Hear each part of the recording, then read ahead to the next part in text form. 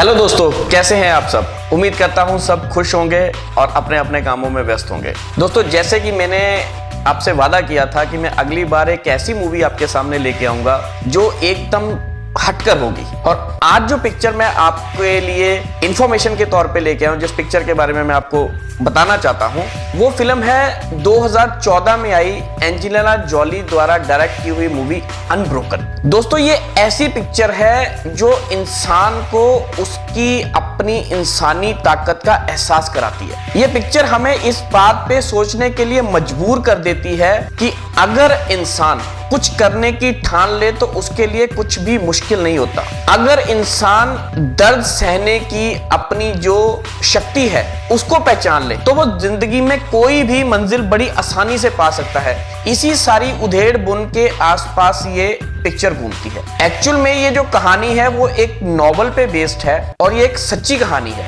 और इसमें बहुत जगह इस तरह से दिखाया गया है, इस तरह के सीन आते हैं जहां पर दिखाया जाता है कि इंसानी ताकत और इंसानी जज्बात और इंसानी हिम्मत वो पूरी तरह से टूट जाती है। लेकिन इस पिक्चर का जो हीरो है लुइस, वो अपनी सहन शक्ति और आत्मिक शक्ति को बना के रखता है और अंत में वो हर दुख का, हर कठिनाई का, हर यातना का सामना करते हुए अपनी जिंदगी की लड़ाई जीतता है। तो इसी सारी उधेड़ बुन के आसपास ये कहानी रची गई है जिसका नाम है अनब्रोकन। हमारी कहानी शुरू होती है, हमारी कहानी का मेन कैरेक्टर है, उसका नाम है लुइस। वो एक बहुत ही बिगड़ैल, या आप उसको नोटोरियस कैरेक्टर कहें तो ज्यादा सही होगा। वो एक ऐसा कैरेक्टर है जो किसी की बात नहीं सुनता। वो हर जगह शरारतें करता रहता है, अपने पड़ोसियों को, दोस्तों को, पेरेंट्स को, टीचर्स को, सबको तंग करता रहता है। उसकी हरकतें इतनी नोटोरियस हो चुकी हैं, उसके पेरेंट्स सब उसको मारते भी हैं, डांटते भी हैं, डपटारते भी हैं, लेकिन उसके ऊपर इसका कोई असर नहीं होता। वो एक अलग ही पर्सनैलिटी के तौर पे डेवलप होता जा रहा है। कहीं ना कहीं वो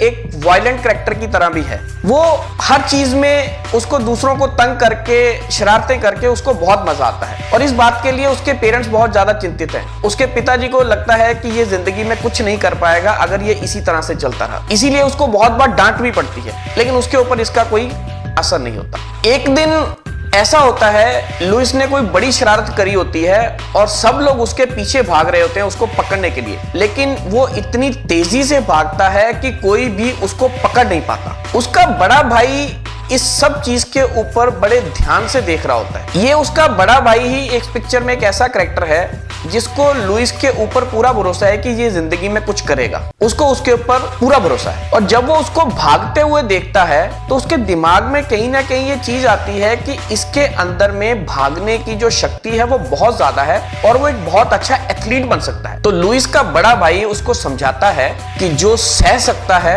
वो खेल भी सकता है। तुम में भागने की ताकत इतनी ज्यादा है कि अगर तुम इसके ऊपर थोड़ा सा ध्यान दो, इसके ऊपर थोड़ी सी प्रैक्टिस करो, इसकी ट्रेनिंग लो, तो तुम बहुत अच्छे एथलीट बन सकते हो। पर लुइस उसकी बात को बिल्कुल ही दरकिनार कर देता है, क्योंकि उसको खुद के ऊपर भी भरोसा नहीं है। उसका आत्मविश्वास जो है वो बहुत ही लो है। उसको नहीं लगता कि उसका भाई जो ये बात कह रहा है ये कभी हो सकती है। लेकिन उसका ब्रदर उसको बोलता है कि अगर तुम ट्रेनिंग करो, मैं तुम्हारी पूरी मदद करूंगा, तो तुम एक अच्छे एथलीट बन सकते हो। वो किसी ना किसी तरह करके लुइस को एथलेटिक्स की ट्रेनिंग लेने के लिए कन्विंस कर लेता है, और हम देखते हैं कि वो लुइस को रनिंग की प्रैक्टिस करानी शुरू करता है। वो लुइस को भगाता है, उसके पीछे पीछे वो खुद साइकिल पे भागता है, और इस तरह से करते करते करते करते स्टोरी आगे भागती है। और हम देखते हैं कि जो लुइस एक छोटा बच्चा था, वो भागते भागते भागते भागते वो स्टोरी वहां पहुंचती है जहां पे दिखाया जाता है कि लुइस एक ट्रैक पे भाग रहा है, वो एक रेस में पार्टिसिपेट कर रहा है। हम देखते हैं कि वो एक रेस में पार्टिसिपेट कर रहा है और वो कोई बहुत ज्यादा तेजी से नहीं दौड़ रहा, और शुरू के लैप्स में वो अपने सारे साथियों से पिछड़ा हुआ है, लेकिन लास्ट के लैप में वो इतनी तेजी से अपनी पूरी ताकत लगा के भागता है कि वो सबको पीछे पछाड़ते हुए उस रेस को जीत जाता है।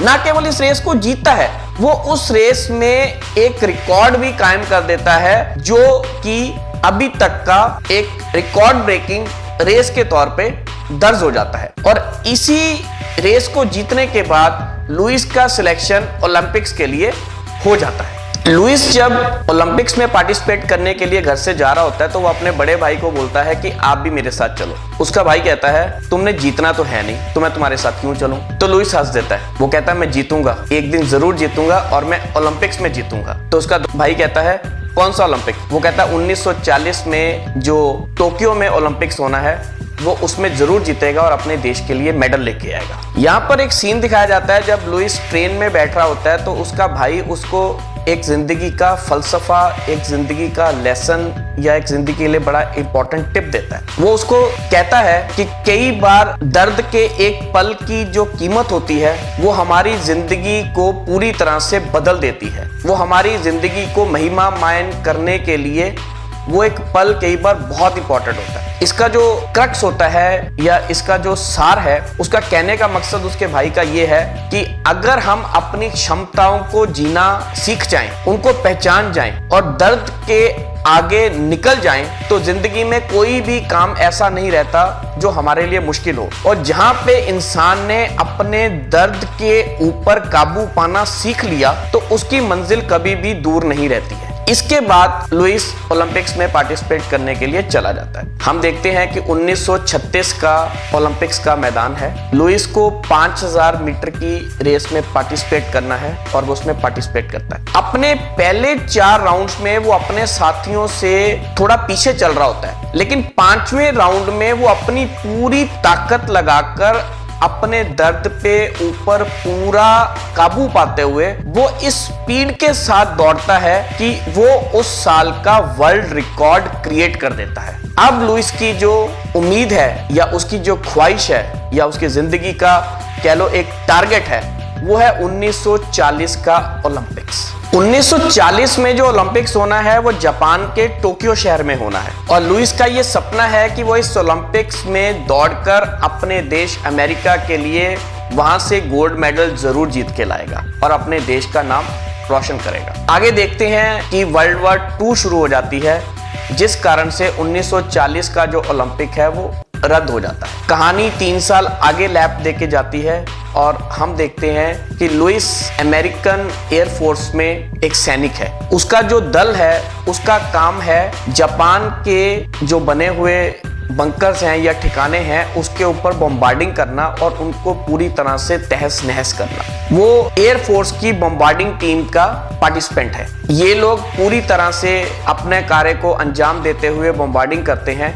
लेकिन इसी दौरान उनका प्लेन जो है वो भी काफी हद तक क्षतिग्रस्त हो जाता है। तो ये लोग फैसला करते हैं कि अब हमको वापस जाना चाहिए। अपने प्लेन को वापस ट्रैक की तरफ लेके जा रहे होते हैं। प्लेन की हालत बहुत ज्यादा खस्ता है और लैंडिंग के दौरान उनके प्लेन का एक पहिया भी फट जाता है, लेकिन पायलट की सूझबूझ और उसके कार्य कौशल के कारण जो प्लेन है वो प्रॉपर्ली लैंड कर जाता है और ये सब लोग बच जाते हैं। आगे दिखाया जाता है लुइस ने अपनी ओलंपिक्स की तैयारी नहीं छोड़ी है, उसका सपना अभी भी जीवित है। वो ट्रैक पे अपनी प्रैक्टिस जारी रख रहा है। तभी दिखाते हैं कि उसके कुछ साथी आते हैं जीप में और वो लुइस को कहते हैं कि हमें एक और ऑपरेशन के लिए जाना है। ये ऑपरेशन किसी भी तरह का बम्बार्डिंग या कोई अटैकिंग वाला ऑपरेशन नहीं है, ये एक रेस्क्यू ऑपरेशन है। हमें खबर मिली है कि कुछ लोग समुद्र में गुम हो गए हैं, हमें उनको बचाने के लिए ये रेस्क्यू ऑपरेशन करना है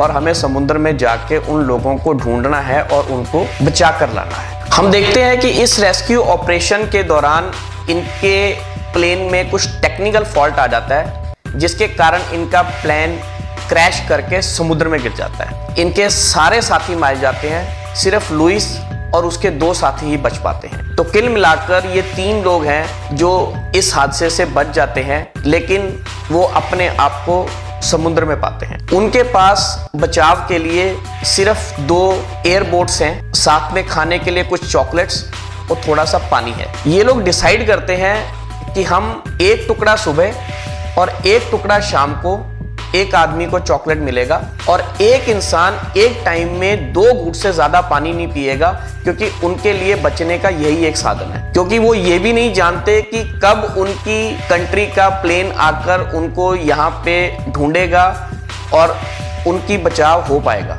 रात हो जाती है और ये लोग दोनों बोट्स में तीनों लोग एडजस्ट करके सो जाते हैं। सुबह जब ये उठते हैं तो इनकी नजर पड़ती है कि ऊपर आसमान में प्लेन निकलता है। ये अपनी तरफ से उसको हर तरह का इशारा, हर तरह का सिग्नल देने की कोशिश करते हैं। वो यहाँ से स्मोक फायर्स भी करते हैं, समुद्र में कुछ कलर भी फेंकते हैं, अपनी तरफ से हर वो कोशिश करते हैं जिनसे कि उस प्लेन के पायलट की नज़र इनके ऊपर पड़ जाए, पर इनकी सारी कोशिशें बेकार चली जाती हैं और वो प्लेन उनके ऊपर से गुजरता हुआ निकल जाता है। इनके सामने अब है तो दूर तक फैला हुआ एक समुंदर और ये 2 बोट्स, इसके अलावा इनके पास इस वक्त कुछ नहीं। और उसके अलावा इनके पास अगर कुछ है तो वो है सिर्फ आसमान की तरफ एक उम्मीद कि शायद कोई प्लेन इधर से गुजरे जो उनको यहाँ से बचा के रेस्क्यू करके ले जाए। तभी लुइस की नजर पड़ती है कि एक बोट में चॉकलेट के खाली पैकेट्स हैं। उनके एक साथी मार्क ने रात में ये सारी की सारी चॉकलेट्स खा ली। लुइस को बहुत गुस्सा आता है, उनका इस बारे में झगड़ा भी होता है। वो कहता तुमने ऐसा क्यों किया?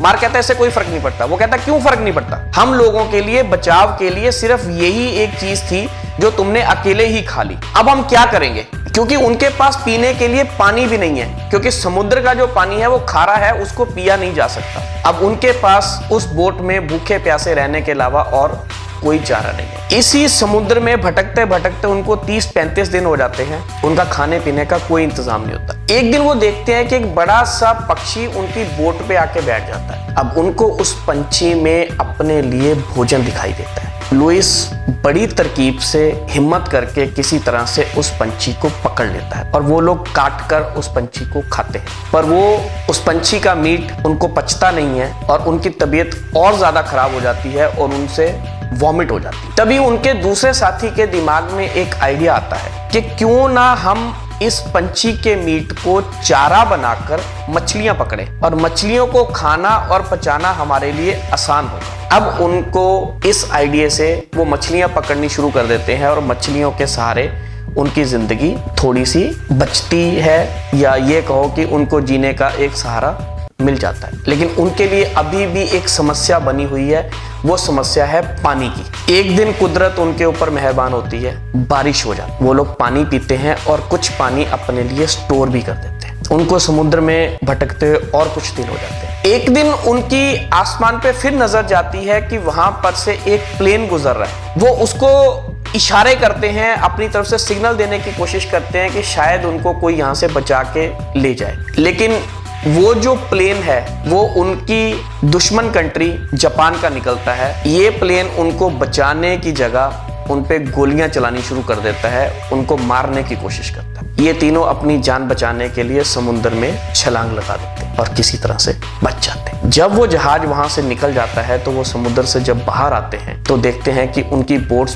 पूरी तरह से डैमेज हो चुकी है। एक बोट को किसी तरह से वो मैनेज करते हैं, उसको ठीक करते हैं, लेकिन दूसरी उनकी बोट बिल्कुल ही नष्ट हो चुकी है, जो किसी भी काम की नहीं। अब इन तीनों के पास अपनी जिंदगी को बचाए रखने के लिए सिर्फ एक ही सहारा है और वो है एक छोटी सी बोट। चूंकि उस बोट में तीनों का रहना मुश्किल है, लेकिन उनके पास कोई ऑप्शन नहीं है, कोई चॉइस नहीं है, कोई अल्टरनेटिव नहीं है, तो ना चाहते हुए उन तीनों को उसी बोट में रहना पड़ता है। इसी दौरान उनको वहां पे भटकते भटकते 50 से ऊपर दिन हो जाते हैं। अब उनकी जो हालत है वो भूख और प्यास से बहुत ज्यादा खराब होनी शुरू हो जाती है और एक ही दिन उनका एक साथी मैक, जो भूख और इस असहाय की स्थिति को बर्दाश्त नहीं कर पाता और दम तोड़ देता है। अब ये 2 साथी सिर्फ बच जाते हैं। एक दिन वहां से जापान का एक शिप निकलता है और वो उनको देख लेता है, पर उनकी जिंदगी तो बच जाती है, लेकिन वो जापान के कैदी हो जाते हैं, प्रिजनर्स ऑफ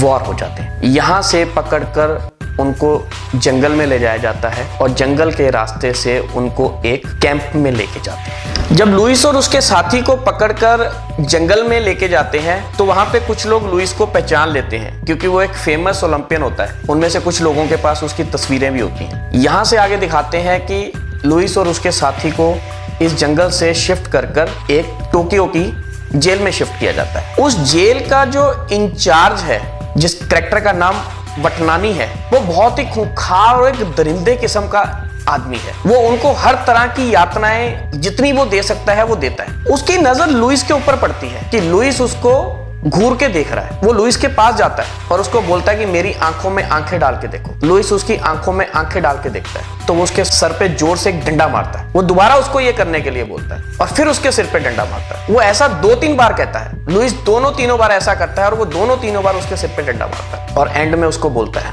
कि मेरी आंखों में आंखें डाल के मेरे से आंख मिलाने की कोशिश मत करना, नहीं तो मैं तुमको जिंदा नहीं छोड़ू। इसके बाद इन सबको बैरिकेड्स में सोने के लिए भेज दिया जाता है, जो कि बहुत कोई साफ सुथरी या अच्छी जगह नहीं है। अगले दिन वटनानी फिर उन सबको इकट्ठा करता है और उनको बोलता है, मैं जानता हूं तुम में से एक कुक है जो ऑस्ट्रेलियन है और एक अमेरिकन है जो ओलंपियन है, मुझे बताओ कि वो ओलंपियन कौन है। लुइस अपना हाथ खड़ा कर देता है। वटनानी अपने डंडे से फिर लुइस की पिटाई करता है। उसका जो व्यवहार है वो बाकी सबके साथ इसी तरह का है, लेकिन पता नहीं लुइस के साथ उसको जैसे कोई पर्सनल खुंदक है, उसको उसके साथ कोई पर्सनल ग्रज है।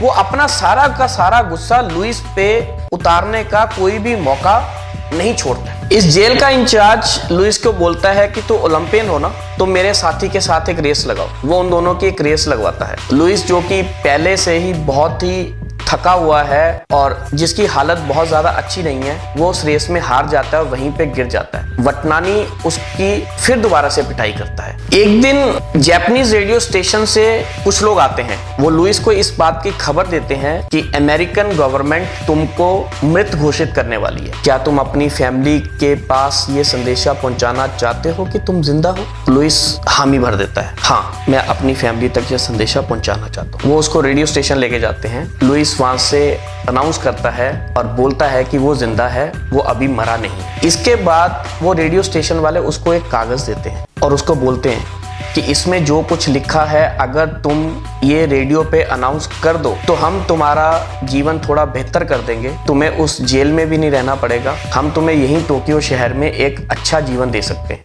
लेकिन लुइस वो करने से मना कर देता है, क्योंकि उस कागज में जो लिखा होता है वो अमेरिका के अगेंस्ट गलत लिखा होता है, जो लुइस अपनी कंट्री के खिलाफ नहीं बोल सकता। अब लुइस को फिर से उसी जेल में शिफ्ट कर दिया जाता है। वहां वो इंचार्ज वटनानी उसको फिर बोलता है, मैं जानता हूं तुम मेरी तरह मजबूत हो, तुम में मेरी जितनी ताकत है, हम दोनों बहुत अच्छे दोस्त बन सकते हैं, पर क्योंकि तुम मेरे दुश्मन देश से हो और जो जापान का दुश्मन है वो मेरा भी दुश्मन है, इसलिए हम दोनों में कभी भी दोस्ती नहीं हो सकती। वो लुइस की आंखें में आंखें डाल के बोलता है, तुम्हें दूसरों को रिस्पेक्ट देनी नहीं आती, तुम्हें दूसरों की इज्जत करनी नहीं आती। आज मैं तुम्हें दिखाऊंगा कि इज्जत कैसे की जाए, तुम्हें सिखाऊंगा कि अपने से बड़ों की रिस्पेक्ट कैसे करते हैं। वो अपने एक साथी को बोलते हैं कि इसके दोनों हाथ पीछे को बांध दिए जाए और वो बाकी सारे कैदियों को कहते हैं कि हर कैदी आके लुइस के मुंह पर एक एक पंच मारेगा। सब कैदी ऐसा करने से एक तरह से इनकार कर देते हैं। कोई भी लुइस को मारना नहीं चाहता, क्योंकि वो उनकी कंट्री का प्राइड है, वो एक ओलंपिक प्लेयर है और उनका साथी है। तब वो इंचार्ज अपने साथी को इंस्ट्रक्शन देता है कि लुइस के दूसरे साथी को पकड़ के लाओ। उसको वहां लाया जाता है और उसको बहुत ही बेरहमी से मारा जाता है। और वो सबको कहता है कि अगर तुम लोग लुइस को पंच नहीं मारोगे तो मैं इस आदमी को तब तक मारूंगा जब तक ये मर नहीं जाएगा। उसकी हालत देखकर लुइस से रहा नहीं जाता और वो अपने बाकी जेल के साथियों को बोलता है कि सब आकर बारी बारी से मेरे को पंच मारो। और वो सब लोग ना चाहते हुए लुइस को बारी बारी से पंच करते हैं, जिससे लुइस की हालत खराब हो जाती है और वो बेहोश होकर वहीं गिर जाता है। लुइस और उसके साथी कैदियों के लिए एक दिन एक अच्छी खबर आती है कि वटनानी की प्रमोशन हो गई है और उसको यहाँ से प्रमोट करके दूसरी जेल का इंचार्ज बना के भेज दिया गया। उनको थोड़ी सी एक उम्मीद जगती है कि शायद उनके ऊपर अब यातनाएं थोड़ी सी कम होनी शुरू हो जाए। कुछ दिनों के बाद इनके कैंप के ऊपर बम्बार्डिंग होती है, जिससे इनका पूरा का पूरा ये कैंप तबाह हो जाता है। उसमें कुछ लोग मर भी जाते हैं और जो बचे हुए लोग होते हैं उनको दूसरी जेल में शिफ्ट कर दिया जाता है। पर कहते हैं ना कि आपकी किस्मत आपका पीछा नहीं छोड़ती। उनको जिस जेल में शिफ्ट किया जाता है उस जेल में वही वटनानी दोबारा से इंचार्ज है। अब वटनानी और लुइस का फिर से सामना होता है। वो लुइस को बोलता है, मेरी आंखों में आंखें डाल के देखो। लुइस इस बार ऐसा नहीं करता, तो वटनानी फिर भी उसके सर पे जोर से डंडा मारता है। ये जो नई जेल है जहाँ पे इनको रखा गया है, यहाँ पे कैदियों का जीवन बहुत ही ज्यादा कष्टकारी और बहुत ही दर्दनाक है। इन्हें यहाँ पर जो काम दिया गया वो बहुत ही ज्यादा कठिन और बहुत ही ज्यादा यातना देने वाला है। इनका काम है बिना रुके हुए कोयले को जहाज पे चढ़ाना और इनको बीच में रुकने की या किसी तरह का सहारा लेके खड़े रहने की इजाजत नहीं। एक दिन हम देखते हैं लुइस शिप से बहुत बुरी तरह से नीचे आके गिरता है, उसको पैर में चोट भी लगती है। तो हमें दिखाया जाता है कि एक जापानीज सिपाही ने उसको जानबूझ के धक्का देकर नीचे गिराया होता है। अगले दिन लुइस फिर काम पे जाता है और एक दिन वो बहुत ज़्यादा थका होता है तो वो थोड़ा सा सहारा लेके खड़ा हो जाता है। तो हम देखते हैं कि वही सिपाही जिसने लुइस को शिप से धक्का दिया होता है वो उसको पकड़ के वटनानी के सामने पेश कर देता है कि ये वहाँ खड़ा होकर सहारा लेके खड़ा था। वटनानी को फिर लुइस पे बहुत गुस्सा आता है। यहाँ दिखाते हैं कि सामने लकड़ियों के बड़े बड़े लट्ठे पड़े हुए हैं। वटनानी लुइस को बोलता है कि इस लकड़ी के लट्ठे को उठाओ। वटनानी के ऐसा कहने पर लुइस वो करता तो है लेकिन वो लकड़ी के लट्ठे बहुत ज़्यादा भारी, उससे उठाए नहीं जाते, लेकिन वो फिर भी हिम्मत करके किसी तरह उसको अपने कंधे तक उठाता है। वटनानी फिर चिल्लाता है, कंधे तक नहीं, इसको अपने सर से ऊपर करो। वो किसी तरह हिम्मत करके उसको अपने सर से ऊपर करता है, लेकिन फिर उसकी हिम्मत जवाब दे जाती है और वो उसको अपने कंधे तक ही लाके रोक लेता है। तो वटनानी हुक्म देता है कि अगर इसके कंधे से ये लकड़ी का टुकड़ा गिर जाए तो इसको गोली मार देना। अब सारे के सारे कैदी, उन सब की नजर लुइस की तरफ चली जाती है जो बुरी तरह से थका हुआ है, उसके शरीर में ताकत भी नहीं है, लेकिन वो फिर भी उस लकड़ी के टुकड़े को पकड़कर खड़ा हुआ है। इवन जापान के जो सिपाही हैं वो भी उसकी तरफ एक टक लगाकर देखना शुरू कर देते हैं। यहाँ पे लुइस की आंतरिक शक्ति जागती है। वो वटनानी की आंखों में आंखें डालकर उसको घूर घूर के देखना शुरू करता है और उस लट्ठे को पूरी जोर से ताकत लगा के ऊपर को उठा देता है। दोस्तों ये ऐसा सीन है, इसी सीन का जो पिक्चर है जब वो उस लट्ठे को पूरी तरह से अपनी ताकत से अपने सर के ऊपर उठा के खड़ा है, वही इस पिक्चर का पोस्टर सीन भी है। ये बड़ा इंपॉर्टेंट सीन है। यहाँ पे लुइस उस लट्ठे को ऊपर उठा के जोर से चिल्लाता है, चीखता है।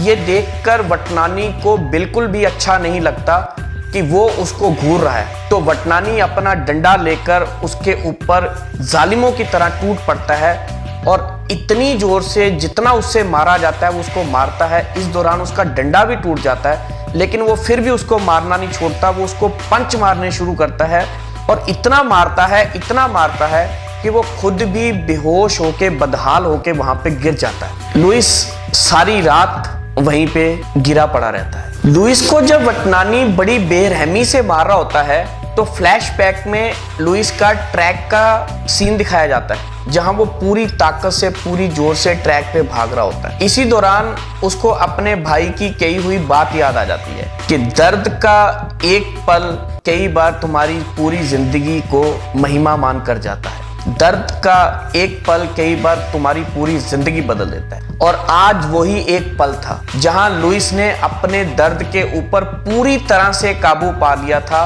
वटनानी ने उसको जितनी शिद्दत से वो उसको मार सकता था, जितना जुल्म उस पर कर सकता था, लेकिन वो उसकी नजरों को नीचे नहीं झुका पाया और हार के वो खुद भी उसको मारता मारता थक के गिर गया, लेकिन वो लुइस को झुका नहीं पाया। कुछ दिन के बाद दिखाया जाता है कि उस कैंप में सबको इकट्ठा किया जाता है और एक अनाउंसमेंट की जाती है कि क्योंकि अब वॉर खत्म होने की कगार पे ही है तो हम आप सबको न्योता देते हैं या परमिशन देते हैं या इनविटेशन देते हैं कि आप जाकर सब नदी में नहा सकते हो। जब वो लोग सब नदी में नहा रहे होते हैं उनको दिखाई देता है कि उनके ऊपर से एक प्लेन निकलता है जो कि उनकी अपनी कंट्री अमेरिका का है और वो वहां से उनके ऊपर खाने के पैकेट गिरा के चला जाता है। अब सब कैदियों को हौसला हो जाता है, ये वॉर खत्म हो गई है, उनके आज़ादी का टाइम आ गया है। जब सब लोग उस नदी में नहाते हुए एंजॉय कर रहे होते हैं और खाना खा रहे होते हैं तो हम देखते हैं कि लुइस वहां से निकल कर वटनानी के कैबिन में जाता है।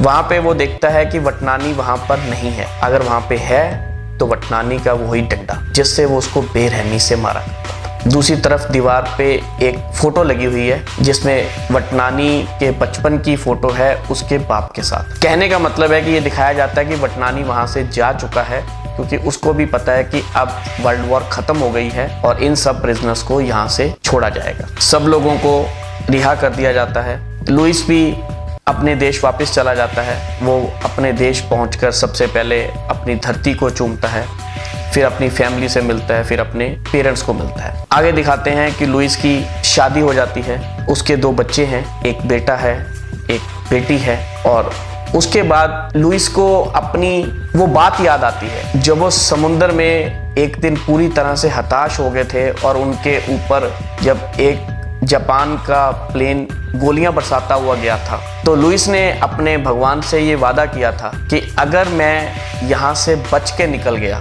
तो मैं अपनी पूरी जिंदगी आपके लिए समर्पित कर दूंगा। लुइस ने आगे चलकर ऐसा ही किया। उसने जिंदगी में ये चीज जानी, किसी भी चीज को पाने का जो रास्ता है वो क्षमा है, ना कि लड़ाई है। इसलिए उसने अपनी जिंदगी में जो भी जिसने उसके साथ गलत किया उसने सबको माफ कर दिया और वो दोबारा से जापान गया। वो उन सब सिपाहियों से मिला जिन सिपाहियों ने उसके कैदी होने के दौरान उसको बहुत सारी यातनाएं दी थी या उसके साथ बहुत ही बदसलूकी की थी। उसने उन सबको माफ किया और उन सबके साथ दोस्ती का हाथ बढ़ाया। उसने वटनानी से मिलने की भी कोशिश करी, लेकिन वटनानी ने उसको मिलने से मना कर दिया। यहाँ पर हम एक चीज और देखते हैं, जब कहानी खत्म हो रही होती है तो हम देखते हैं लुइस का जो सपना था टोक्यो ओलंपिक में भागने का, वो उसका 80 साल की उम्र में जाकर पूरा होता है। वो एज ए एथलीट तो नहीं भागता उस एज में वहां पे, लेकिन उसको उसकी कंट्री की तरफ से उस ओलंपिक्स की टॉर्च को लेके भागने का गौरव प्रदान किया जाता है। वो उस टॉर्च को लेके 80 साल की उम्र में टोक्यो के ओलंपिक्स में भागता है और यहाँ पर ये पिक्चर खत्म हो जाती है। दोस्तों, ये फिल्म हमें एक सीख दे के जाती है, हमें एक जिंदगी का फलसफा पढ़ा के जाती है कि जिंदगी में बहुत सारे उतार चढ़ाव आते हैं, जिंदगी में बहुत सारी परेशानियां कठिनाइयां आती हैं। कई बार जिंदगी में ऐसा पल भी आ जाता है जब हम अपने आप को बिल्कुल हताश, मजबूर और जिंदगी को खत्म होने के कगार पे पाते हैं। तभी हमारे अंदर से एक हिम्मत पैदा होती है, एक आत्मिक शक्ति पैदा होती है जो हमें इन सब परिस्थितियों से, इन सब ऑकवर्ड सिचुएशन से लड़ने की ताकत देती है। यही वो एक पल होता है जहां हम अपने दर्द पे काबू पा जाते हैं और दोबारा से जिंदगी जीने की हिम्मत हमारे में आती है। ये पिक्चर हमें यही सिखाती है कि अगर हम अपने दर्द की सीमा को जान लें और उस पे काबू पा लें तो जिंदगी में हमारे लिए कुछ भी मुश्किल नहीं है। हम कितनी भी बुरी से बुरी समस्या में फंसे हों, हम कितने भी बुरे से बुरे हालात में हो, चाहे मौत बिल्कुल हमारे सामने भी हो, अगर हम अपनी दर्द की शक्ति को और अपनी आत्मिक हिम्मत को पहचान जाएं तो हम उस मौत को भी हराकर जिंदगी को मौत के मुंह से छीन के ला सकते हैं। यही इस कहानी का पूरा फलसफा है और यही एक इस कहानी का मैसेज है जिसके कारण से ये फिल्म एक बार जरूर देखनी चाहिए, ताकि हमें पता चले कि जिंदगी में ऐसे ऐसे हालात भी आते हैं जब आदमी पूरी हिम्मत हार चुका होता है, तब उसकी जिंदगी में एक ऐसी ताकत पैदा होती है जिसे वो दोबारा से जिंदगी देने की हिम्मत करती है। दोस्तों, मैं उम्मीद करता हूं कि आज का इस कहानी का जो सारांश या वृत्तांत मैंने आपको सुनाया वो आपको अच्छा लगा होगा और जिन लोगों ने ये पिक्चर देखी है उनको भी अच्छा लगा होगा और जिन लोगों ने ये पिक्चर नहीं देखी शायद उनको इस कहानी को, इस वृत्तांत को सुनने के बाद इस पिक्चर को देखने की लालसा पैदा हुई हो। दोस्तों, IMDb पे इस कहानी की जो रेटिंग है वो 6.2 है। YouTube पे ये मूवी रेंट पे अवेलेबल है, आप वहाँ पे लेकर इसको देख सकते हैं। Amazon और Netflix अदर जो प्लेटफॉर्म्स हैं वहाँ पे भी ये मूवी अवेलेबल है। तो अगर आपको आज की कहानी अच्छी लगी तो जाकर इस मूवी को ज़रूर देखिएगा और अगर हमारी पेशकश आपको अच्छी लगी तो अपने लाइक्स और कमेंट्स के दौरान हमें अपना प्यार दीजिएगा और बताइएगा कि हमारी ये कोशिश आपको कितनी अच्छी लगी। धन्यवाद दोस्तों।